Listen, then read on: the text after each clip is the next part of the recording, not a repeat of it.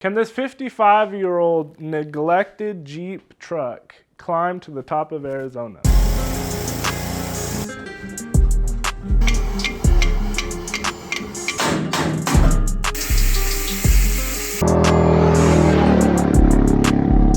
Welcome back to the channel, and thank you for joining us on this third and last episode of working on this 1971 Jeep J4000.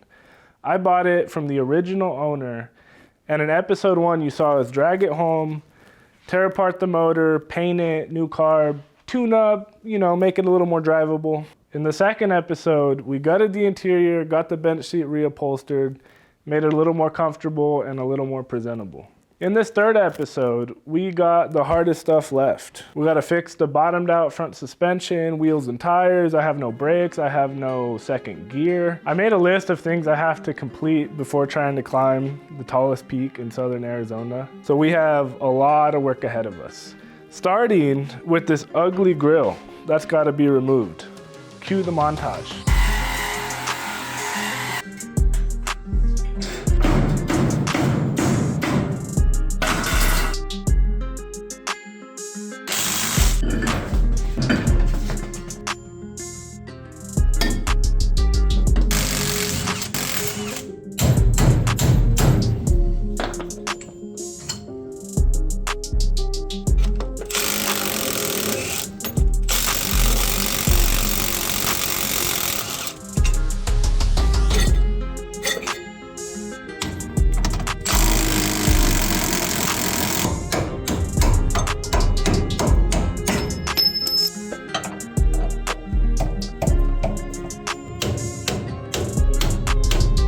Yeah, it's heavy.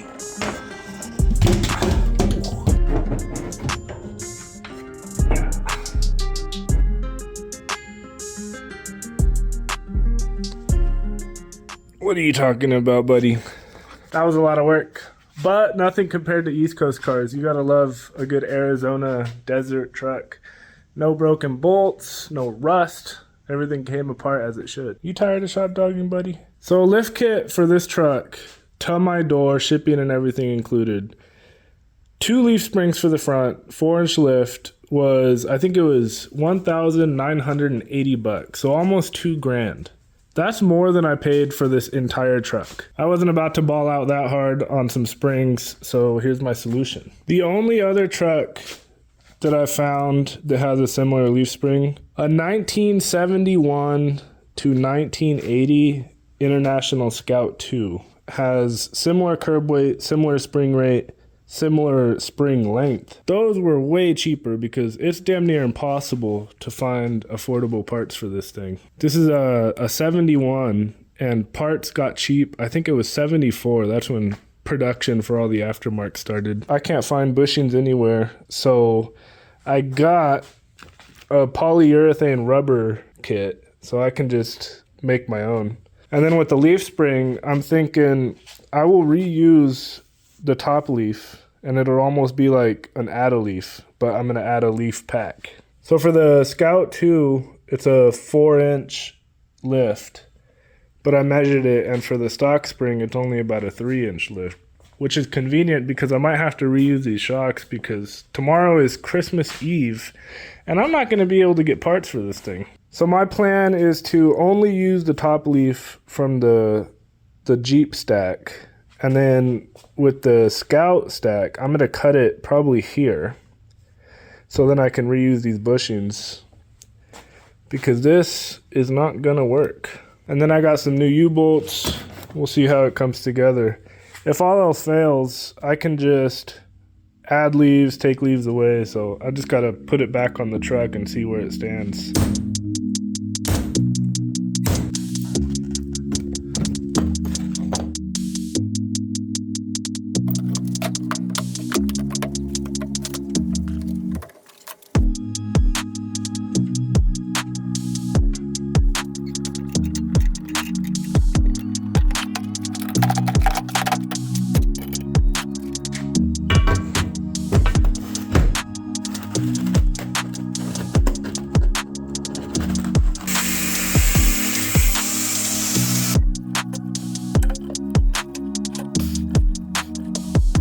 And there she is. I think it might work out.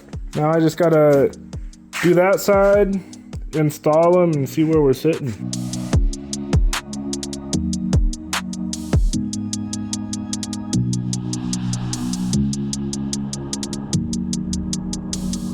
Merry Christmas to Pyro, because by the time you guys watch this, it's probably gonna be well past New Year's. Last night I got the driver's side done. Today I got the passenger side done. I like the ride height, but it's still a little stiff, and I don't like the angles of the shackles. I don't know if you can see that or not, but that's not a very good angle. I would like it a little more this way. It's still really stiff. I can't even move this thing. It's rock solid. I don't know if you guys can hear me over the rain, but I think tomorrow, well, tomorrow's Christmas, but after Christmas, I might take another leaf out. The only solution is either de-spring the new set or respring the new set. Holy rain. Pyro, you hear that rain? He doesn't care. So I'll figure it out, but as of right now, I'm not really liking the stance. I do like the height, but it's super stiff still. Before, we had no suspension because it was bottomed out. Now we have no suspension because it's super stiff. We'll find a solution. After about 3 more tries, I finally got it dialed in. We got good ride height. It's not too stiff. I like it. I ended up using 3 of the original springs and 2 of the new springs. I jumped on it. It's all settled. I don't have it torqued down yet, but that'll come later. I am waiting on some shocks. Check these out. My original plan was to use these shocks, but they are totaled. Garbage. So I got original Jeep spring, new spring, Jeep spring, new spring, and then the top one's Jeep spring. Got the new U-bolts on there. As it sits, the shackle is at a perfect 90. I would like a couple more degrees out of it, but I think as it settles and the new springs wear in, I think it'll give me a little more shackle angle. So I got 4 new shocks. Those aren't gonna be here for about a week. So in the meantime, I'm gonna work on some cosmetics. We did get that ugly cage off in the front. The last part that's ugly on this thing is the camper shell. So I think next step is camper shell, modify rear bumper, and maybe even clear coat it. So here's the move. Got this chain hoist. Got it to each post. Hopefully these hold, probably not. The hard part is going to be unbolting that one and that one. I don't really want to crawl in there because it's filthy, but I think I must.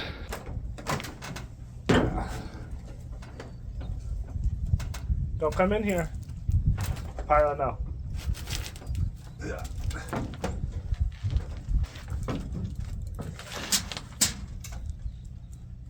Pyro, no. Pyro. Go get me a ratchet. Go get me a ratchet. The impact does not fit. Watch out, buddy. Watch out, buddy. No.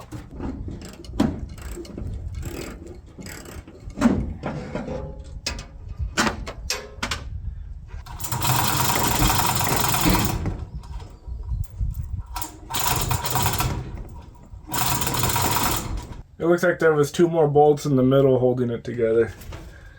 Well, shoot.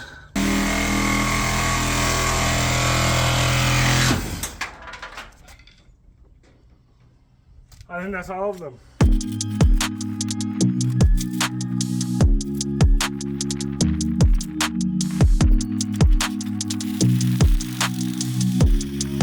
You know, it's pretty good. Don't eat that.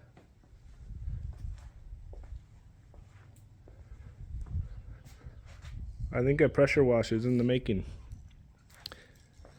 He ate it anyways. Pyro, don't eat that. Come here. Don't eat that.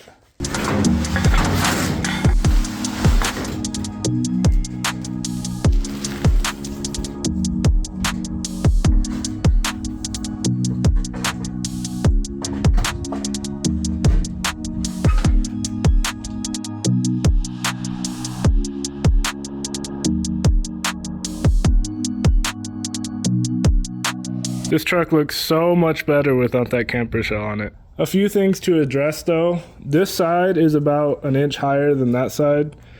I'm guessing because the battery, air conditioning, exhaust, and that tank is full on that side. So most of the additional weight is on that side.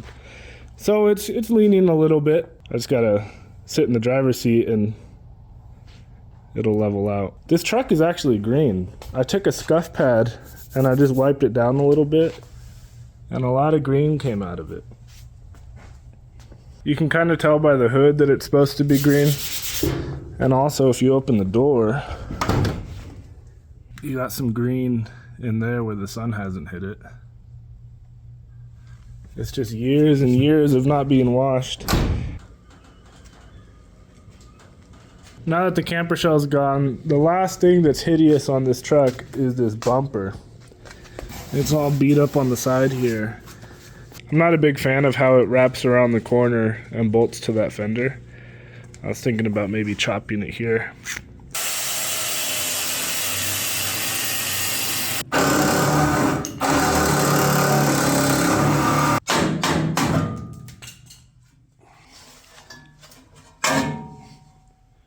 That's dangerous.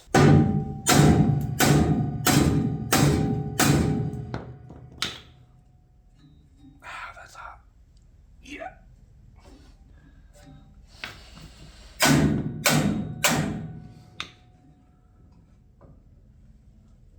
I like it.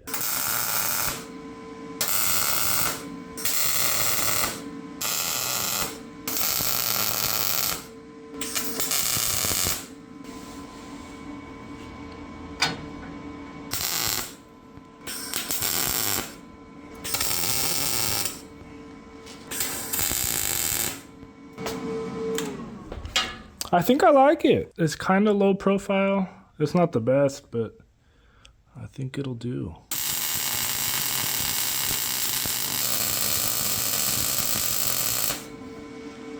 I do like how the bumper turned out. I sent a before and after photo to my family group chat, and they were all saying they like the wraparound bumper better.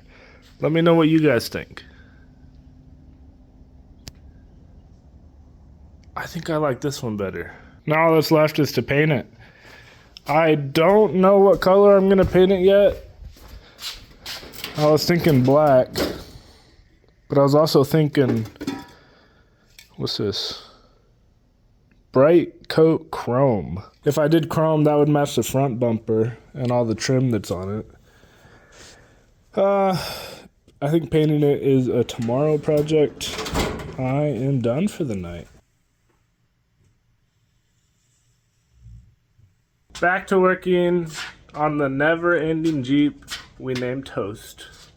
Today, it's supposed to be 70 degrees and it's supposed to rain for the next 5 days. And I want to clear coat this thing. And my hardener is rated from 70 degrees to I think it was 85 degrees. So today's my only chance if I want to get it done this week. So we prep for clear coat. So I got to wash this thing real good. I don't know if I'm ready for it to be green yet, but once I start cleaning on that tan color, it's gonna, you can see right here, it's gonna be this green color. I don't know.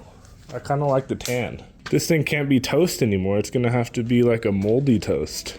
Right now it's about 51, so we gotta get up to around the 70 mark, and then I think we're good to shoot it.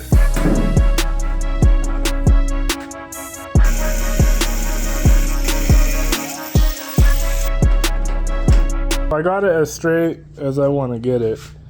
This side turned out alright. But see these body lines here? All the way around? The other side has no body lines. You can see a glimpse of a body line here. But aside from that, it's just caked in Bondo. You can see all the Bondo cracks. So this side was definitely damaged. But it adds to the character. I'm just gonna leave it like that and clear coat it. Preserve this patina.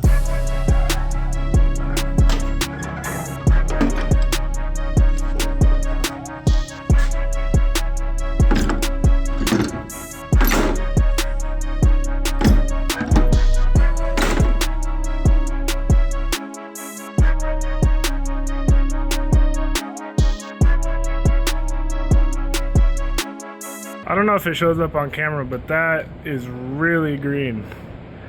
I almost regret my decisions.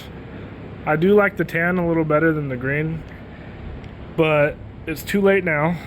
And also, it's 4 p.m. and I have a lot of sanding left. I also got to do the whole other side, the bedside, the top of the cab, and we'll see if I can get to clear coating it today. If not, I'll have it ready. But I wish I could go back in time and just not even touch the paint, just leave it this ugly oxidated tan.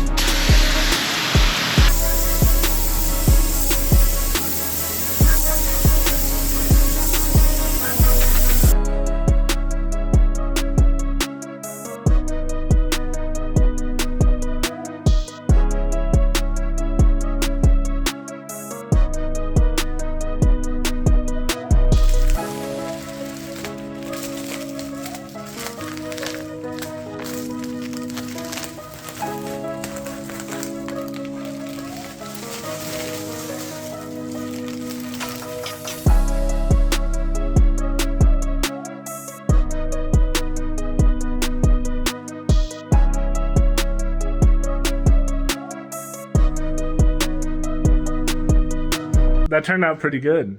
You know, I was hating on the green, but with the clear coat on it, it makes it like a deep green. And, you know, maybe it's not as good as the tan, but it's pretty good. I was going for an off-road look, but it seems like it's turning into like a go-to-town or work truck. So I don't think it's going to have that off-road vibe that I was going for. So another thing off the list, I'm going to hop right into the wheels because that's kind of the last ugly part. I'm going to do the wheels and paint that rear bumper, and should be looking pretty good. When it was rusty and tan, I thought I would do kind of like a brass metallic paint. This one right here. But now that it's green, I don't know if that's going to go very well. I don't know if I should do black, gray, orange. I'm not sure what color to go with. I still might just do the brass metallic, and if I don't like it, I'll change it up. But dang, that looks good.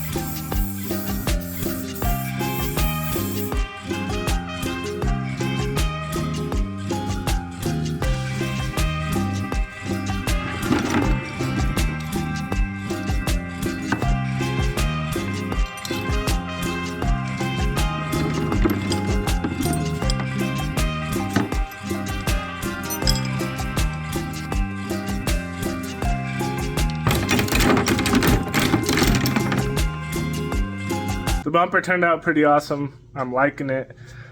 The shocks are still not here. It's been like 2 weeks, but I did get some new tires mounted on those painted wheels, so at least I can get it rolling again. Arizona is known for its really rugged terrain and super sharp rocks. So when you're buying tires for a 4x4, your rig, you got to do a lot of research and make sure you buy the best tire that's set up for Arizona off-roading. So I bought the absolute cheapest tire I could find on eBay, but they look like BFGs, so you can't go wrong. I don't think they even have a brand, they're just called tires, but it was in my budget.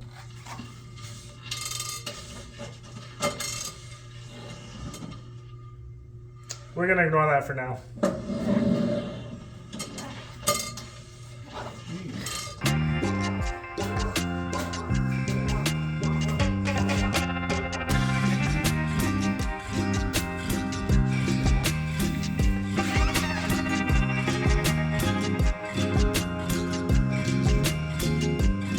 This thing is turning out.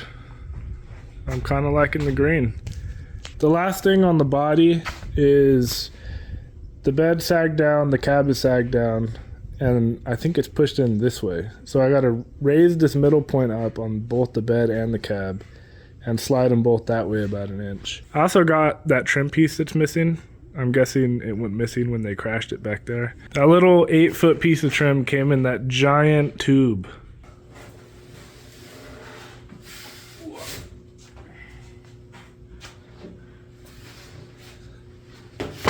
All this tube for a little trim piece. Look at that.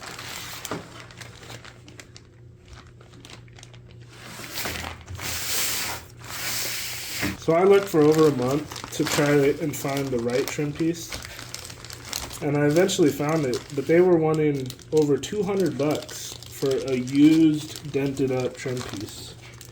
So I got a 1962 to 66 Chevy / GMC truck upper long bed molding. Now it's not necessarily what I had in mind. In the picture, it looked like it fit better. This isn't even close. So I think I'm gonna have to modify this a little bit. Or a lot of it. All that packaging, and it still came dented and bent. I don't know if you can see it, but right there it's bent this way. I think if I crease it in the middle and make a little triangle shape, it might blend a little better. Maybe scuff it, make it look worn.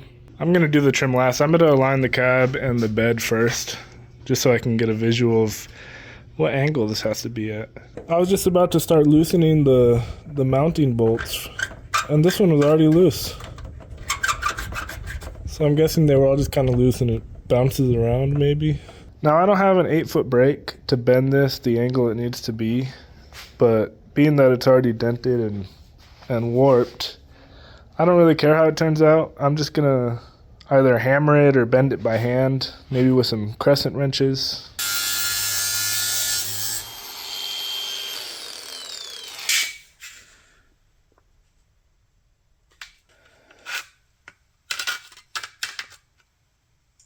I don't know if you can see or not, but that is pretty lined up. I used some pry bars and that come along to pull the bed over, and then just bolted it down. And as far as this trim piece, I think it turned out. Is it perfect? No. But did I save over $100? Absolutely. I think because it's not perfect, it kind of goes with the truck pretty well, because the bedside was all dented in and the warpage in that aluminum kind of matches. I homemade some clips. I tried TIG welding this aluminum piece on the end right here, but I suck at TIG welding, so I just epoxied it on and painted it with some aluminum colored paint, and I think it works.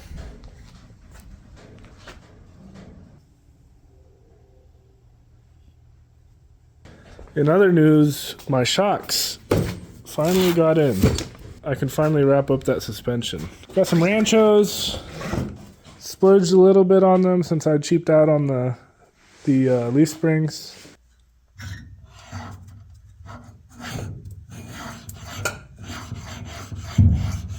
Shocking.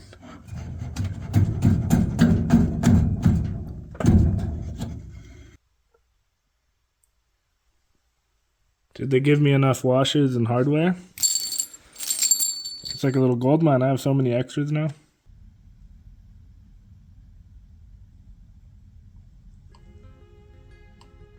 We're getting closer to finally driving this thing. Next, we got brakes. In the first episode, I had no brakes. Found the master cylinder was just completely seized. So I got a new one.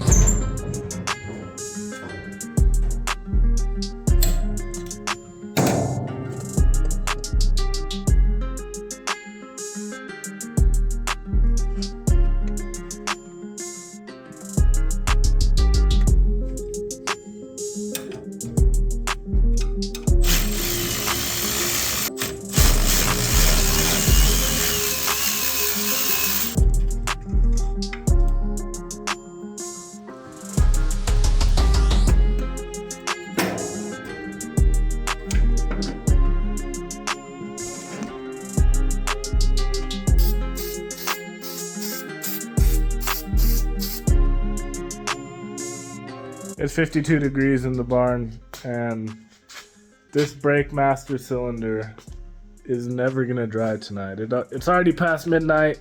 I'm gonna call it a night because if I wait for that to dry, it's gonna be like 9 a.m. tomorrow, so I'll get after it tomorrow.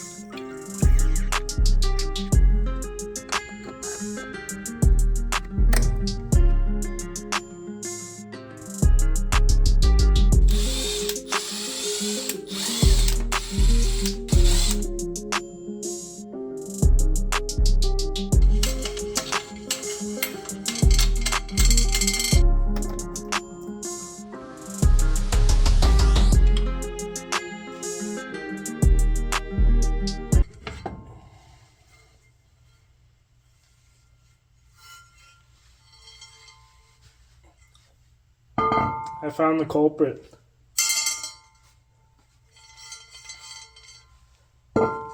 It was a bolt in the brake drum. That's so much better. No noise. I don't know where this bolt is supposed to go. I'm going to hop online, see if I can find some seals for this. And I don't think I have a socket this big to torque it back down. So I might have to go buy a socket.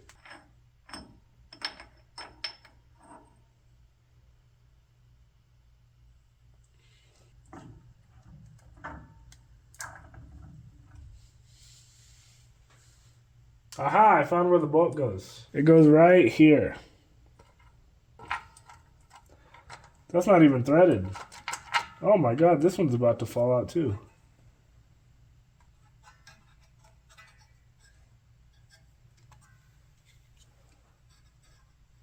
That one's loose, that one's loose, that one fell out.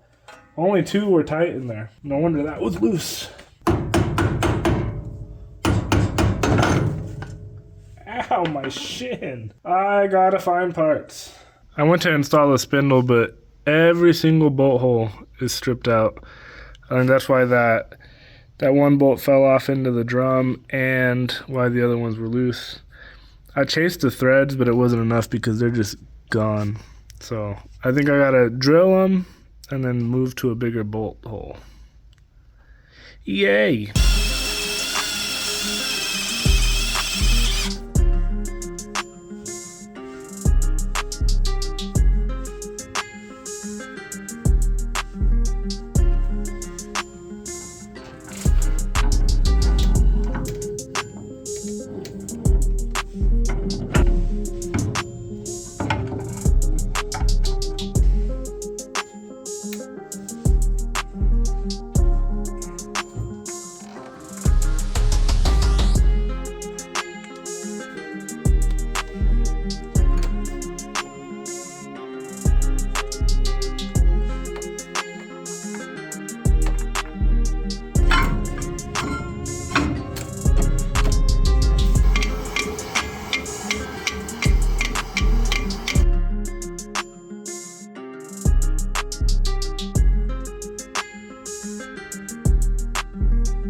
that looks a hell of a lot nicer than me.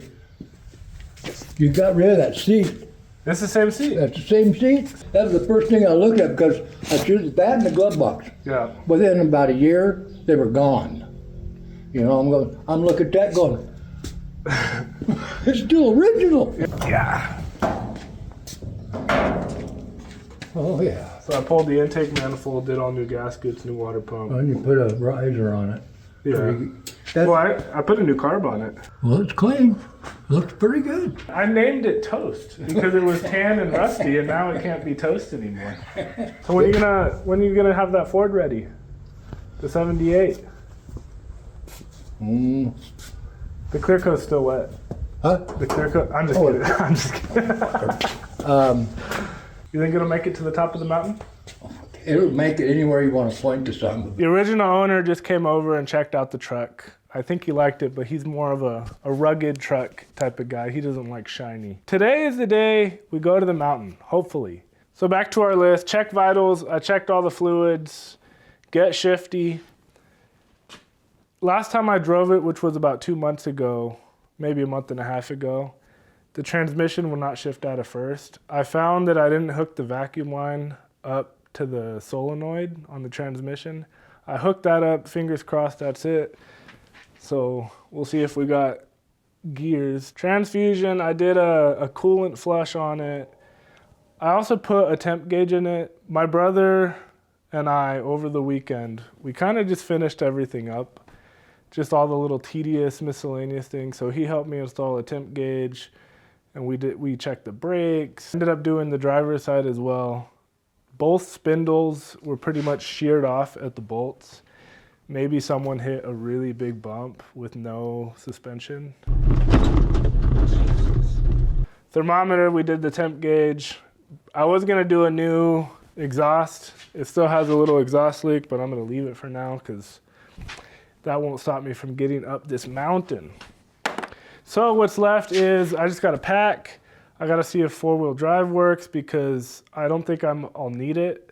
I'm gonna take the easy route, but just in case I need it, I'd rather have it. I gotta install the tailgate latches and maybe do some reverse light lenses and just pack everything. But it's finally time. I have been working on this thing for too long.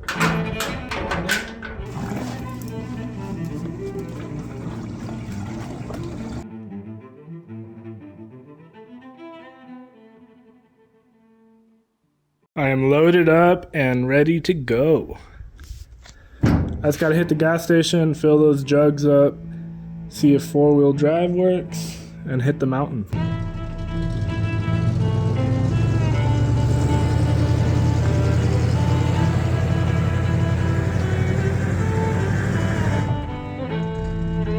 Four-wheel drive works. My Toyotas make it up there, no problem, but they're way lighter. I'm officially racing against sunset, so I gotta get rolling. Oh no! It keeps dying on me, so I switch between fuel tanks. I think my fuel filters are clogged, so when I switch back and forth from the tanks, it gives one of the fuel filters a chance to clean itself out or settle. Oh, that one died too.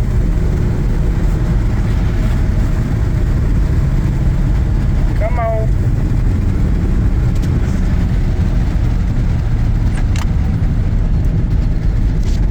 Yeah.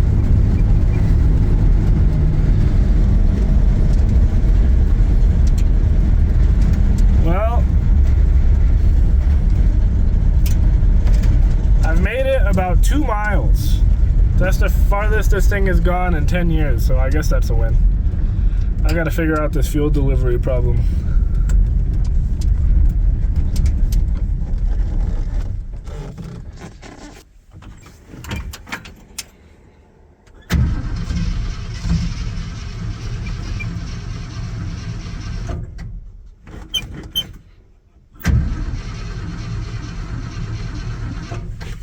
I bet if I switch, it'll start.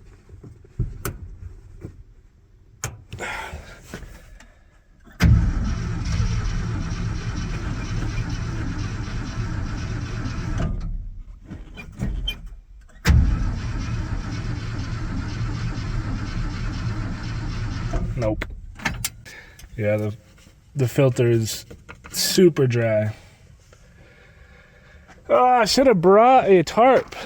There's an anthill under there, and I don't want to lay in some ants. I think for now I'm just going to take a screwdriver and hit the filters. Maybe it'll loosen up some of the gunk.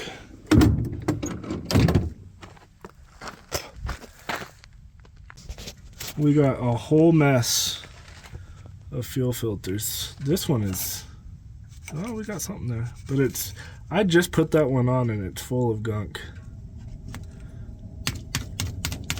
Ooh, look at that.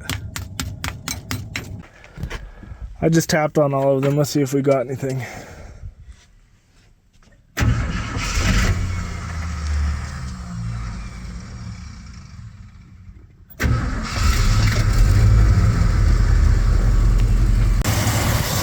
I tapped on them and we're getting a little bit of fuel.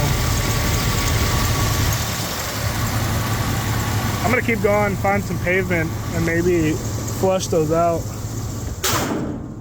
It's like they paved that just for me.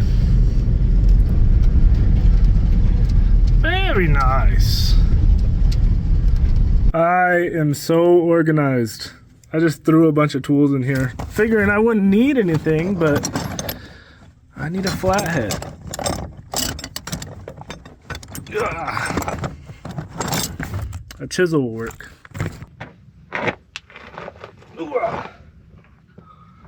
Hopefully no one takes my legs out while I'm under here.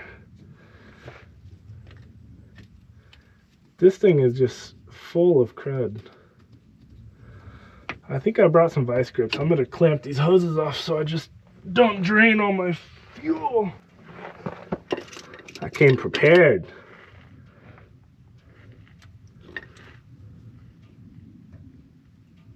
It is 3 hours until sunset.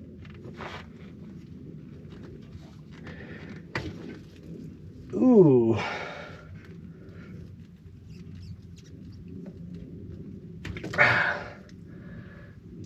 That is filthy.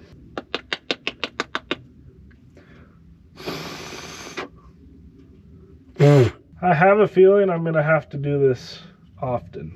This one's gonna spill everywhere. Ah, there it is. I brought a can of starting fluid. I think I'm gonna spray it in there and try and get a little more of that rust out.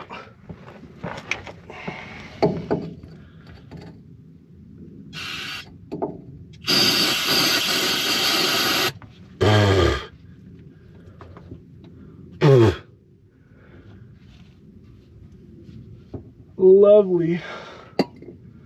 All right, this should get us at least a couple more miles. This one's already filling up with black stuff again, just from the fuel tank gravity feeding into it. Holy moly. What are those things called? One of those snow maker things you shake. That's what it looks like, but with rust. Okay. Let's see if we can get a couple more miles with that. Yeah. Where'd my other vice grip go? There it is. Let's see what we got.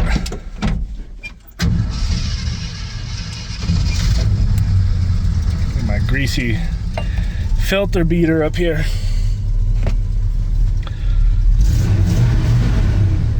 All right. Let's see how many miles we can get this time.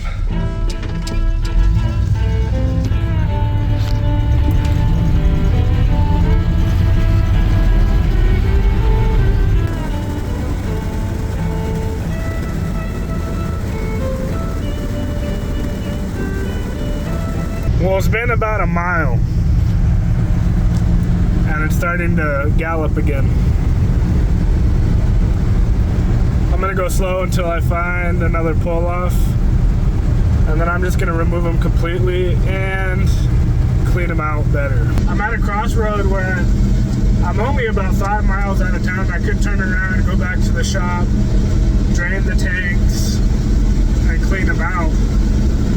Or just keep going. If I turn back, I'm not going to make the top of the mountain before sunset. But if I keep going, I'm going to be struggling with dirty gas tanks. If I didn't have that fuel issue, this thing runs amazing.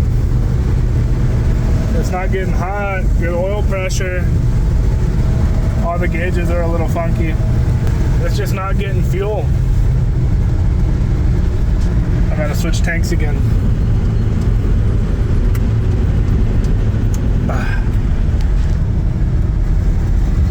If I go about 30, it doesn't get too fuel hungry. I found a little side road to pull off, and I got this one pulled, and this is about what we're dealing with. It is just absolutely full of crud.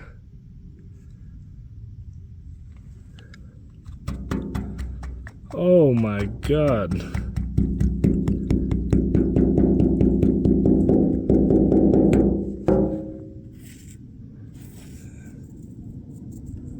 I don't know what that is. It looks like graphite or something. Eek.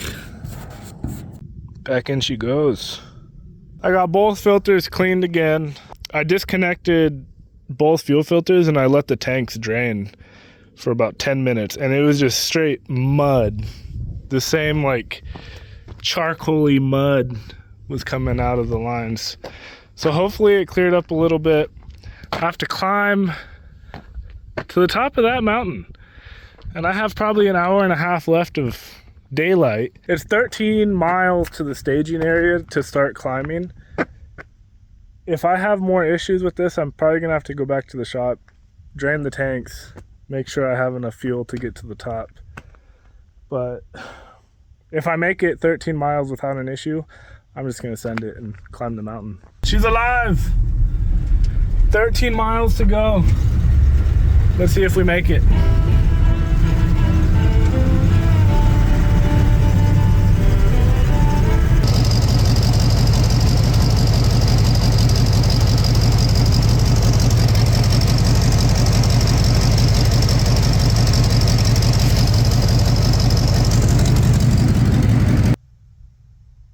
I made it to the staging zone. 4-wheel drive is required.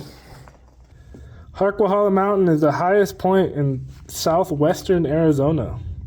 Sounds like you might need a clean fuel tank to make it to the top. I had to drain the filters 2 more times before I even got here. Now it's like 30 minutes before sunset. It ain't happening today. But I'm gonna go home. I'm gonna limp it home. I noticed that if I drive 30 miles an hour or slower, it kind of likes it. I'm gonna take it home, drain both tanks, bleed the brakes again because they're a little soft, and try again tomorrow. And I think my brother can come with me, so at least I'll have a little rescue vehicle if something goes wrong. I gotta clean these filters out again and hit the road. And it looks like it's about to rain, so maybe it's a sign that I shouldn't have gone up the mountain. Even this filter on the motor is starting to get this black sediment. And that's 3 filters in. There's one at the tank, there's one at the valve, and then there's one up here. So there's a lot of crud. But is that a good looking motor or what? Dang.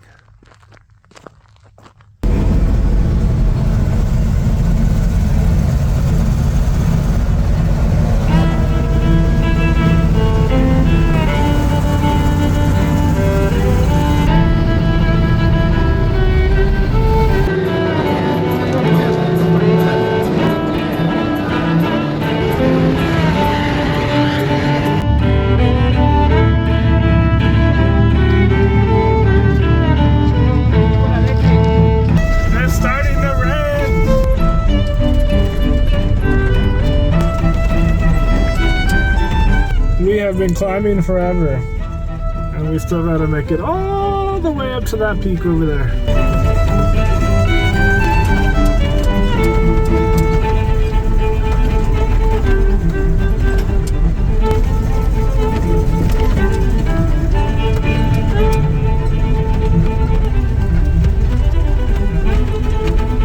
Put a boulder in the road.